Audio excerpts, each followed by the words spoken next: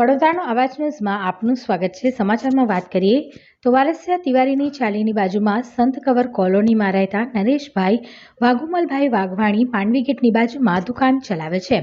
વારેસા police સ્ટેશનમાં તેમણે ફરિયાદ નોંધાવી જણાવ્યું છે કે 1 મહિના અગાઉ મારા દીકરા જય વાઘવાણીને અરુણ સરદાર સાથે મજાક મસ્તી કરતા ઝઘડો થયો હતો। તે સમયે અરુણ સરદારે એવી ધમકી આપી હતી કે તું જોઈ લેજે, તારા ઘરે આવીને તારી બાઇક અને મોપેડ સળગાવી દઈશ, પરંતુ તે સમયે અમે કોઈ ફરિયાદ કરી ન હતી।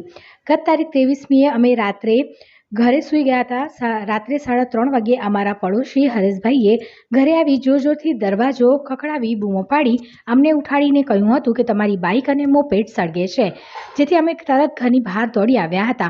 કમ્પાઉન્ડમાં પાર્ક કરેલા બાઇક અને મોપેડ સળગતા હતા। અમે પાણી છાંટીને આગ બુઝાવવાનો પ્રયાસ કર્યો હતો।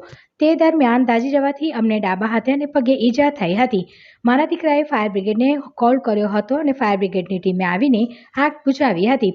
વારેસા પોલીસ સ્ટેશનના પીએસઆઈ એસટી સાનસુરે આરોપી અરુણ સરદારને ઝડપી પાડ્યો છે।